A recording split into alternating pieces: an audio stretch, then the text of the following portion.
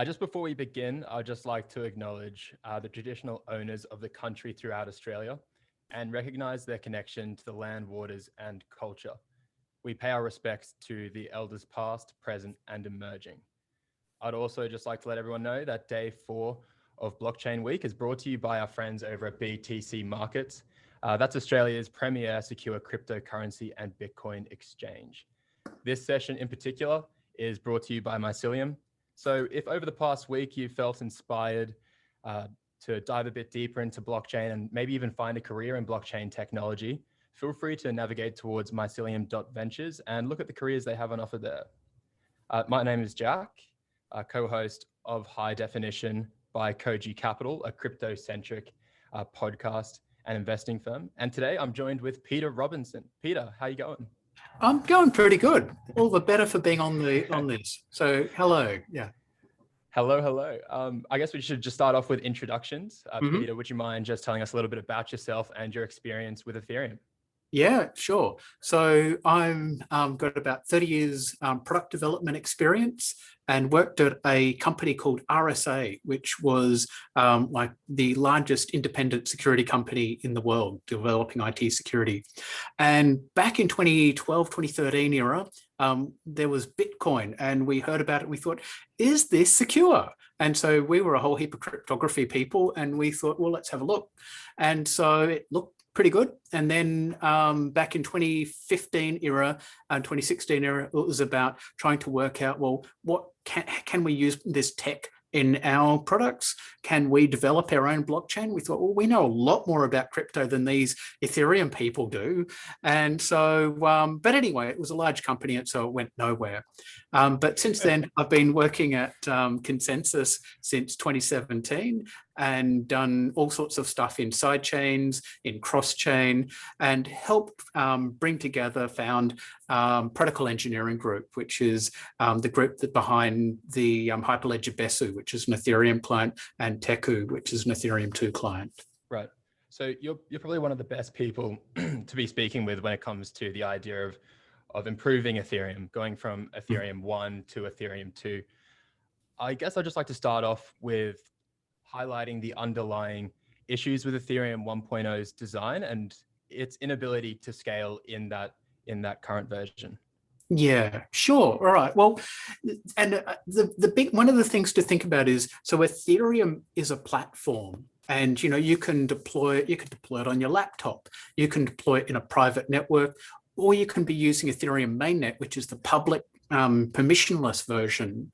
And so, so if we're just going to restrict ourselves to Ethereum mainnet, so then you've got to think about, well, what about, how does it work? And one of the fundamentals of how it works is that all of the nodes on the network, so all the computers in the network, verify and validate all of the transactions that occur.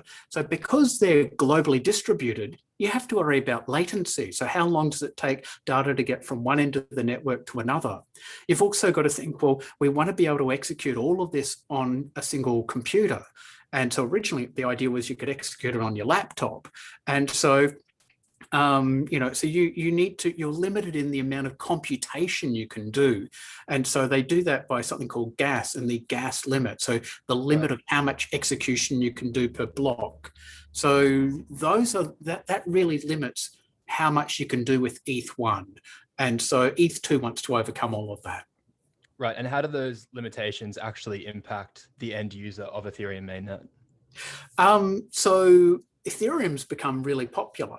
And, a lot of things happening on Ethereum, people want to put their transactions in to do their thing. Like I think the latest thing is NFTs. But as well as NFTs, like there's other stuff as well. Like there's buying and selling stuff. There's finance, and even the basic thing of Ethereum, which is money transfer. I want to get money from Australia to USA, and I want to do it instantly, and I want to do it for almost nothing. So because so many people want to use Ethereum, you've essentially the miners, they look at all the transactions that are currently available and they put the ones that are prepared to pay the most into the next block. And so when the blocks aren't full, it doesn't matter too much. Yep. But when the blocks are full, then the ones that aren't valued as highly, so you've said, I'm prepared to pay this much, and the amount you're paying is less than what everyone else pays, then you don't get your transactions included. So what this leads to is the transaction cost goes up, because to have your transaction included, you need to pay more. So that is really the impact of where we are with 1.0. And so if you had infinite scaling, you wouldn't have that, but we don't at the moment. Right. Well, then I guess that leads into my next question. So at a high level, what would the difference between ETH in its current version, Ethereum 1.0, and Ethereum 2.0 be? And how does Ethereum 2.0 address the issues pertaining to the current version of Ethereum? Yeah, sure. So there's more than just the scaling. So one of the things that a lot of people really don't like about a lot of blockchains is the proof of work algorithm. And essentially you feel like you're burning trees down, you're killing the environment. And so one of the biggest moves is proof of work to proof of stake. And so proof of stake, it's all about a complex algorithm, but it's allowing different groups to agree. And so people are staking their money. If they try and cheat, they lose their money. So rather than the proof of work, which is all around cryptographic puzzle problems. So, but that's not directly related to scaling. But Ethereum 2 will give that. The other thing that it's going to give is sharding. And so sharding of compute and sharding of data. So they're done in slightly different ways. So you've got data availability via shards. So you have these, the data is essentially split up across many shards. So you can think of a piece of glass. When you throw it on the ground, it's broken into many shards of glass. So that's how you can think of shards. So essentially make up a whole, but they're separate. And so the compute is done by something called roll-ups.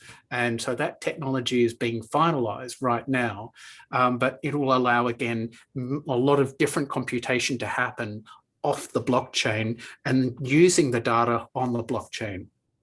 Gotcha, so that makes sense. It's a way of essentially splitting up the work and the data of this whole computation engine.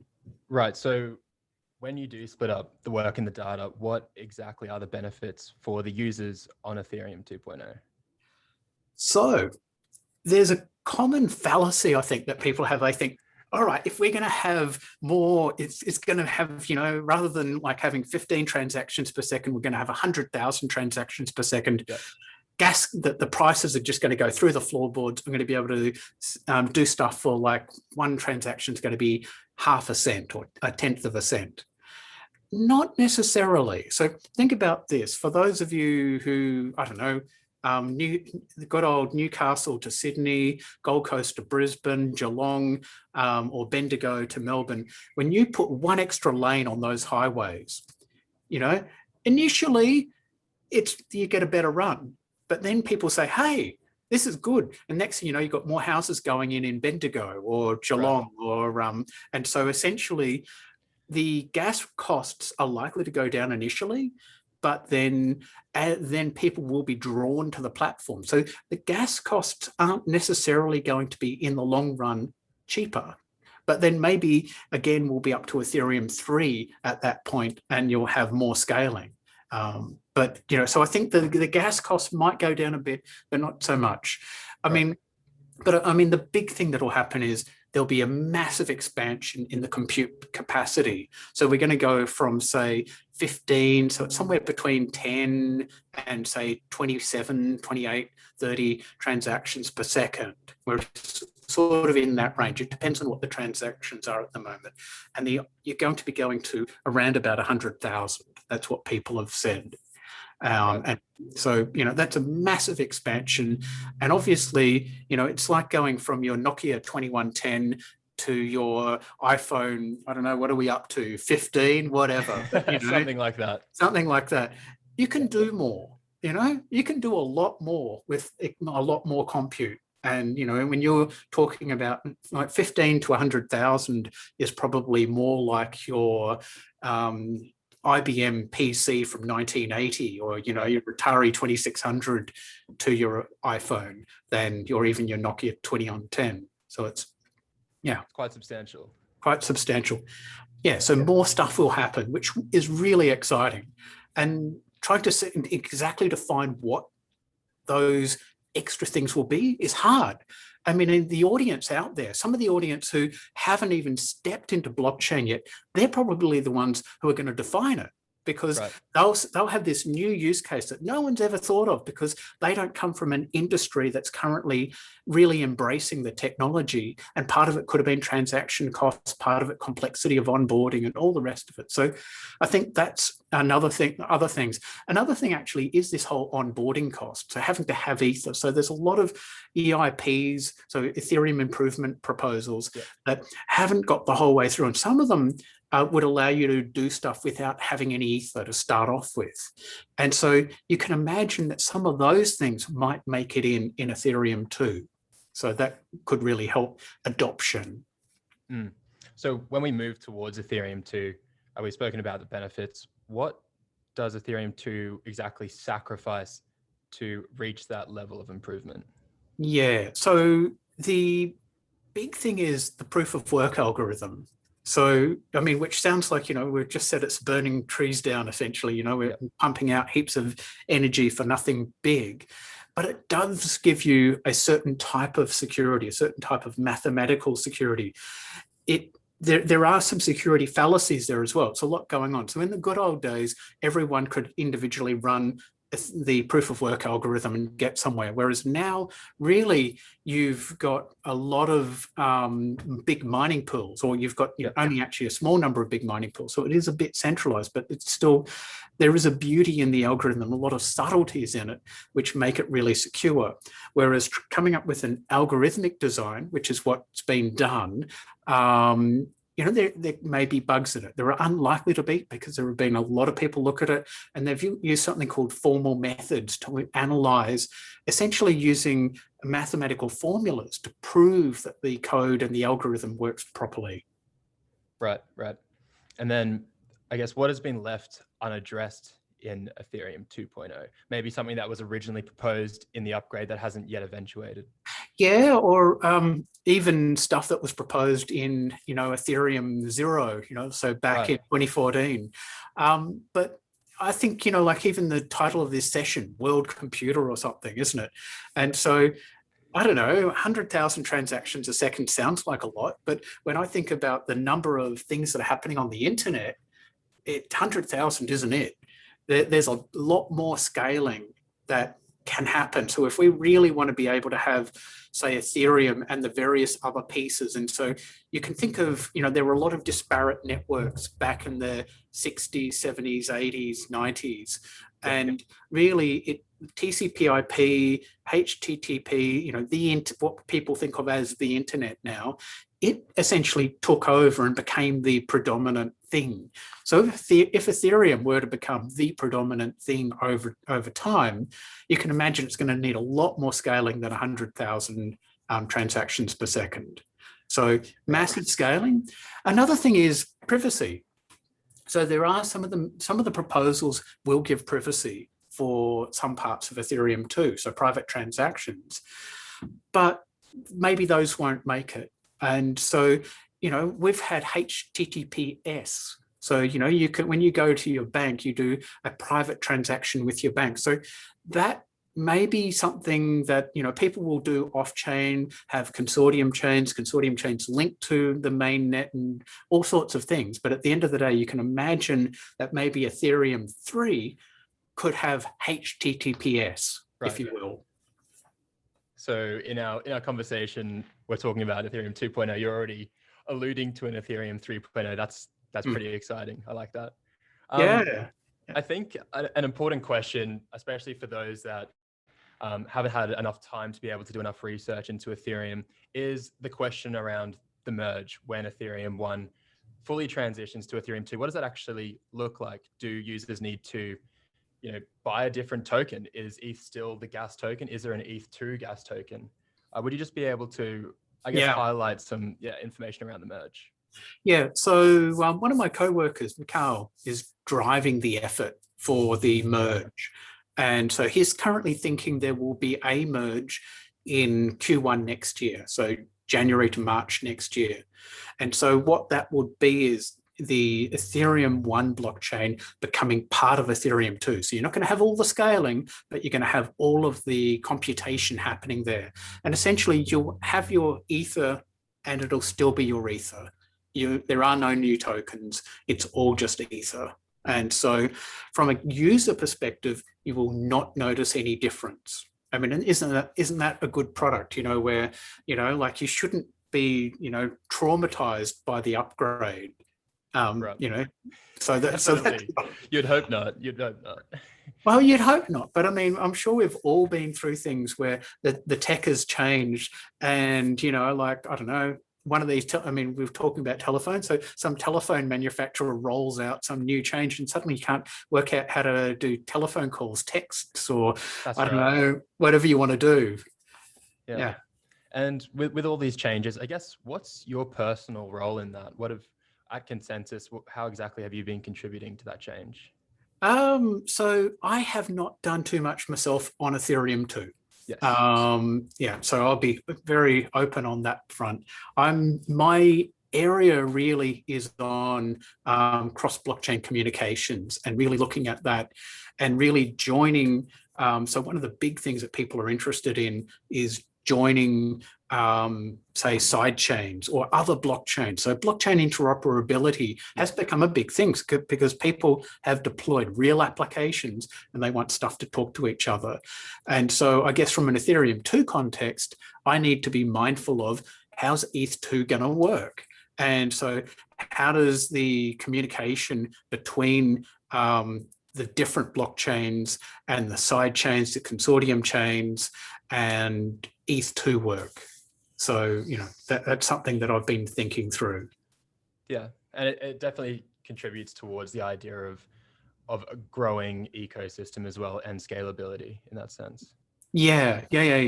Well, the other thing that I've been looking at is Filecoin and Filecoin retrieval. So Filecoin's essentially, so you can think of Ethereum is compute, and Filecoin is storage.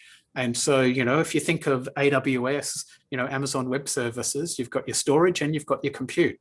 And so they're complementary. And so I've been working on a bit of Filecoin as well. And I guess that is something, again, that ETH2 doesn't solve for you. There is no big storage layer there anywhere. Yeah. That makes sense.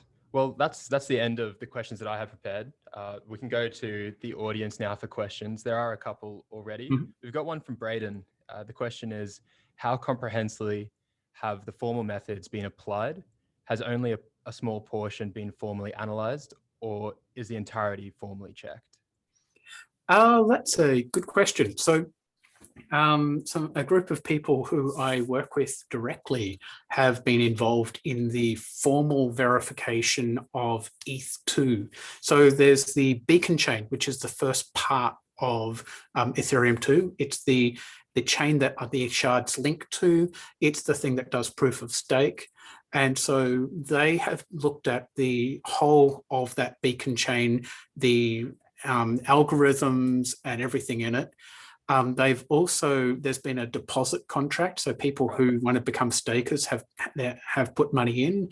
And so they've analyzed that staking contract, but other groups have also done formal analysis as well. So I think the idea is that the whole lot of it will be in due course. And I know that they're starting to look at the next phase. So we've done phase 0. So now they're going to be looking at phase 1 and starting to work on the formal analysis of it, which will be, start to work towards those data shards and the roll-ups. Got you. Well, that leads into the next question on here from Jono. Could you give an overview of what cross-shard transactions may look like? I could have about a year ago, but I can't now because things have changed. So how things were going to work before and how things are likely to work now has changed a bit. And I think the whole cross-roll, because now it would be a cross-roll-up transaction rather than a cross-shard directly. And so I think that there are a lot of moving parts there. So I can't give a good answer on that at the moment. Right. And we've got a couple of questions in here just comparing Ethereum to to other side chains. So we've got from Martin has Hedera made Ethereum redundant. What's the difference? And then we've also got another one with the same question about Cardano. So I guess we could just generalize that into Ethereum versus the rest. Yeah. So one of the things about Ethereum is that they're not afraid of hard forks. Right. And so, essentially, and the community is not afraid of upgrade. And so why that's important is that it means that, say, if there is some really whiz-bang feature, some genius has come up with some great idea in some other blockchain platform, right, then the people in Ethereum can look at it and go, hey, that's a great idea. We should have that here too. So, not all the smart people in the world are working on Ethereum. So there may be other platforms that come, but as well they may go. I mean, because one of the big things is network effect. Yeah. So the number of people who know how to program on the platform, as well as the number of people using the platform. And so I think Ethereum's got that. And I think that's a huge challenge for any of these other platforms, is just the number of people using it and the number of people who know how to program on the platform. Right. I mean, just with your network personally, have you noticed many people adopting some of the other side chains in terms of moving their development efforts onto something like Polkadot, or is that predominantly still mainly on Ethereum? Yeah, I think it's still, like, people are talking about moving things onto L2s of Ethereum. Yes. And I think that that's what will happen. I think that there are a few copycat sort of blockchains which say, look, we're EVM compatible. We've essentially copied and pasted they don't obviously say we've copied and pasted the Ethereum code base, but there is at least, some that have. And so, but we do cheaper transactions, and invariably those cheaper transactions come at the cost of security. So, right. I don't see that there'll be too many people moving. And I think the layer 2 solutions are coming quickly enough that people will more likely migrate to them, simply because of the network effect of the overall Ethereum ecosystem. Yeah, that makes sense. I mean, I think we've got maybe 2 minutes left remaining. Do you have any final thoughts that you would like to share with the audience? Final thoughts. Maybe for someone that's looking to get involved, unsure where to start. Yeah. If you're looking to get involved, and if you're technologically minded, I think learning Solidity. There are a lot of videos. So I run the Ethereum Engineering Group meetup in my spare time. Have a look at that. It's very technically orientated. If you're non-technical, have a look and actually spend a bit of time understanding blockchain tech, and maybe even write a Solidity contract or two. It might look like a complete waste of a week or two of your life, but you'll understand how blockchain works, and it'll be harder for people who are the techies in your company to bullshit you. Because if you understand the tech, then people can't scam you. And if it's all just rocket science to you, then you're not really going to be able to make full use of the tech. So, that makes sense. Yeah. That also reminds me. Part 3 of this series was with Boki Puba, who is a well-known Solidity dev. So, and he obviously used to do sessions as well, where he would learn and teach how to code. I think he might be starting that up again. So if that's something that interests you as the viewer, someone who's keen to dive into Solidity code, I would definitely recommend checking him out as well. And Peter, if people want to keep up with you, where should we go to keep up? Is that on Twitter, on LinkedIn? LinkedIn is, I do have a Twitter account, and every now and again I use it, but no. LinkedIn's the better way, for sure. And, perfect. And that's just join the meetup as well. Yeah, I mean, there's a lot of stuff that goes on there. But yep. Then the LinkedIn. I can definitely vouch for those meetups. I've been to a couple of them, and yeah, there's a lot of great information, and the guests that you get are just phenomenal consistently. Yeah. Well, yeah. Have to have you on there one time. I wouldn't mind that at all. Well, thank you so much for your time, Peter. And for everyone that's watching, I would recommend staying tuned for the next episode as well. Yeah. Thank you very much. Thank you. Bye-bye.